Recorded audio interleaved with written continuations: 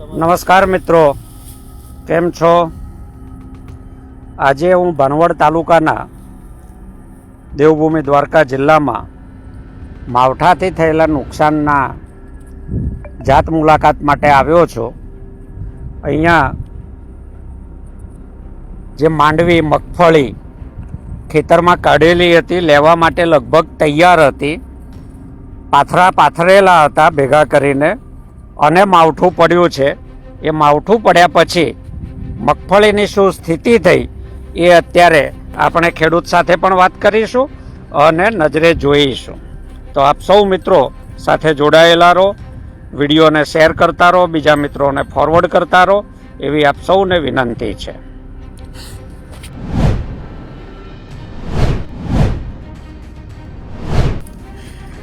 શું નામ તમારું? જોરથી જરા બોલો તો જે મિત્રો જોવે છે એમને ખબર પડે. દેવસિંહભાઈ કેવા? દેવસિંહભાઈ અમીરભાઈ.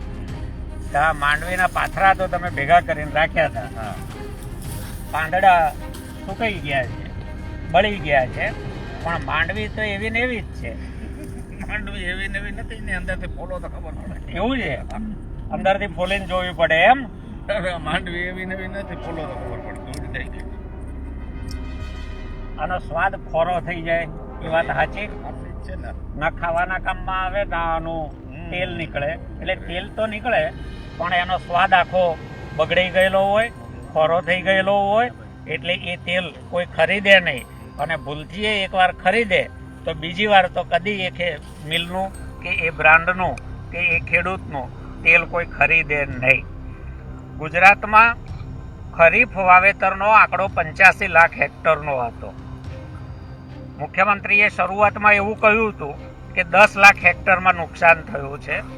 તાજો આંકડો એમના મંત્રીઓ ફર્યા, કેટલોક જે નામ કે વાસ્તે સર્વે થતો હોય છે એવી રીતે ગ્રામસેવકો ક્યાંક ક્યાંક છૂટક ખેતરોની મુલાકાત લઈ આવ્યા. અને ગઈકાલે મુખ્યમંત્રીએ જે આંકડો કહ્યો એ 42 લાખ હેક્ટર જમીન 16,000 ગામડામાં નુકસાન થયું છે એવું મુખ્યમંત્રીશ્રીનું કહેવું છે, સરકારનું કહેવું છે. 85 લાખ હેક્ટરનું વાવેતર હતું, 42 લાખ હેક્ટરમાં નુકસાન થયું છે. 18,000 ગામડા છે, એમાંથી 16,000 ગામડાને નુકસાન થયું છે. તો ટકાવારીમાં જોઈએ તો ખરીફ વાવેતરના 49% વધારે જમીનમાં નુકસાન થયું છે. ભાગ્યે જ કોઈ ખેડૂત બચ્યો છે.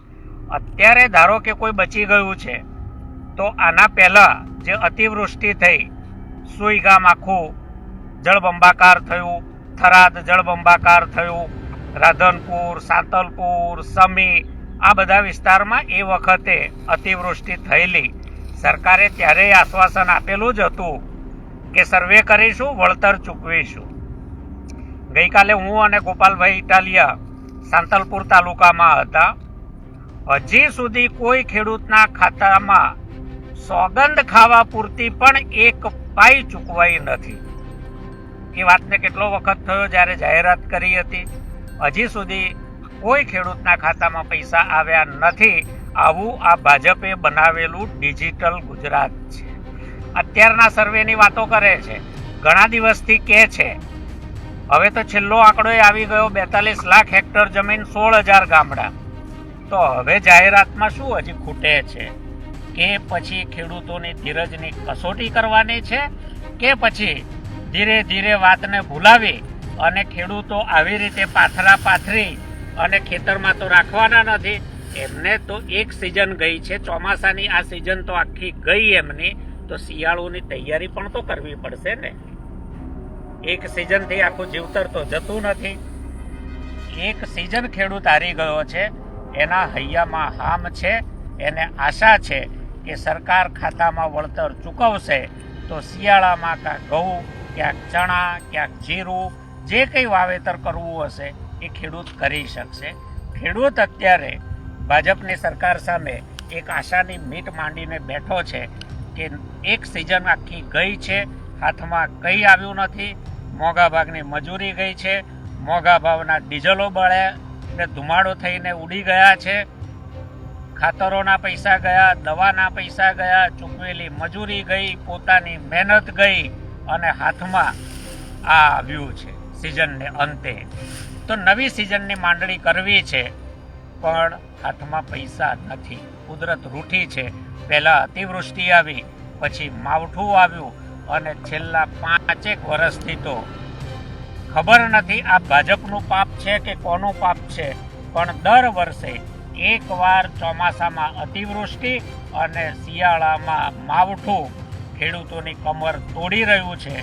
ભાજપ બેરહમ છે. એને કોઈ લાગણી નથી, કોઈ સંવેદના નથી. એ વળતરનું નાટક દરેક સિઝનમાં કરે છે પણ ખેડૂતના હાથમાં કંઈ આવતું નથી. અને એટલા માટે આજે ગુજરાતનો ખેડૂત લડતના રસ્તે છે. એણે નક્કી કરી લીધું છે કે હવે તો આ પાર કે પેલે પાર લડાઈ લડી લેવાની છે. કાં તો ન્યાય મળે છે, કાં તો ગુજરાતમાંથી ભાજપના મૂળિયા સદંતર ઉખડી જાય છે. અને જો ખેડૂતની હાય લાગી, ખેડૂત એકવાર કમર બાંધીને મેદાને પડ્યો તો આ પાથરા જેમ બળીને પાંદડા ખાખ થયા છે. ભાજપની સત્તાનો નશો પણ આવો જ ખાખ થઈ અને વેર વિખેર થઈ જશે. હજી અમે આશા રાખીએ છીએ, હજી અમે સરકારને વિનંતી કરીએ છીએ કે તમારી પાસે બધું આવી ગયું છે. હવે જાહેરાત માટે કયા મુહૂર્તની રાહ જુઓ છો? કંઈ પણ સારું કરશો તો એ શુભ ચોઘડિયું જ છે, શુભ મુહૂર્ત જ છે. એને માટે કોઈ વિશેષ મુહૂર્તની રાહ જોવાની જરૂર નથી.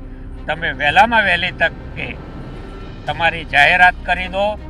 તમે વળતર ચૂકવો છો, દેવું માફ કરો છો, શું કરો છો? અમારું પાક ધિરાણ તમને કમાણીમાંથી લાવીને અમે ભરીશું અને વળતર નહીં હોય તો અમે નવી વાવણી ક્યાંથી કરીશું? અમારે જોઈએ છે. અમે સરકારને કાયમ આપીએ છીએ. અમે 1 લીટર ડીઝલ જ્યારે ટ્રેક્ટરમાં નાખીએ છીએ ત્યારે 36 રૂપિયા તમારા તરભાણામાં નાખીએ છીએ. અમે બિયારણ ખરીદીએ છીએ, ખાતર ખરીદીએ છીએ, દવા ખરીદીએ છીએ, અમે અમારા કપડાં ખરીદીએ છીએ, બિસ્કિટ ચોકલેટ ખરીદીએ છીએ. આ બધામાં તમે જીએસટી લો છો. તમે કઈ વસ્તુ અમને જીએસટી વગર આપો છો? તમારા જીએસટીની મોટા ભાગની આવક 70% આવક અમારા ગામડાના લોકોમાંથી આવે છે, ખેડૂતોમાંથી આવે છે, માલધારીઓમાંથી આવે છે, પશુપાલકોમાંથી આવે છે, મજૂરોમાંથી આવે છે, ખેત મજૂરોમાંથી આવે છે. ફૂટપાથ પર રહેનારા માણસ તમને વેરો ચૂકવે છે જીએસટી નો. તો તમારે તો અમને એક વખતે વળતર આપવાનું છે. હવે તમને રોજ સવારે ઉઠીએ છીએ ત્યારે તો અમારી સવાર પડે છે, અમે ઉઠીને જાગીએ છીએ,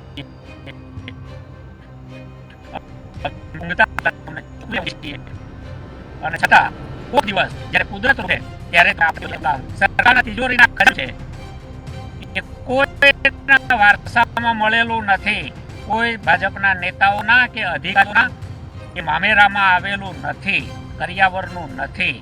એ તો અમારું દીધેલું છે અને અમારે જરૂર છે. તમારે અમને દેવાનું છે. તો કોની વાટ તમે કોની વાટ જુઓ છો? વાટ જુઓ છો? તમને ચૂકવવું શું કરે છે? તમે ડિજિટલ સર્વેની વાત કરો છો, રિયલ ટાઈમ ડેટા મેનેજમેન્ટની વાત કરો છો, તો જ્યારે ચૂકવવાનું આવે ત્યારે બધું તમારું ખોરવાઈ જાય છે. અમને વહેલામાં વહેલું વળતર જોઈએ છે.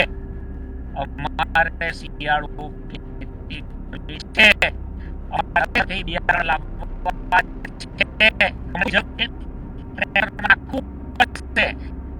તમને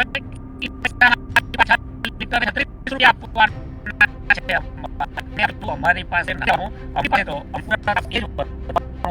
તમારું આપેલું લેવા છો જીએસટી રૂપે કે બીજા રૂપે તમારે જ લેવાનું છે. ખાલી એક વાર અમારા હાથમાં આવવા દો, તમારા એક સાયકલ પૈસાની ફરી જવા દો. અમારી સિઝન સુધરી જશે તો આવતી સિઝને અમે વધારે વાપરીશું, તમને વધારે વેરો ચૂકવીશું અને તમારું તરભાણું અમે કાયમ ભરતા રહ્યા છીએ, ભરતા રહીશું. પણ આજે જ્યારે અમારે માથે આફત છે ત્યારે તમારી જવાબદારી છે. તમે એહસાન નથી કરતા અમારા ઉપર, તમે ઉપકાર નથી કરતા, અમે ભીખ નથી માંગતા. અમે જે તમને દીધું છે એ અમે માગીએ છીએ, કારણ કે આજે અમારે જરૂરત છે. અમે કોઈ ગુનો નથી કર્યો કે અમે 30 વર્ષથી વધારે તમને સત્તામાં બેસાડ્યા છે. અમે તમને મત આપ્યા છે, શેને માટે આપ્યા છે? આજે જોવા અમે તમને મત આપ્યા છે. આ છેલ્લી તક છે, સુધરી જાઓ.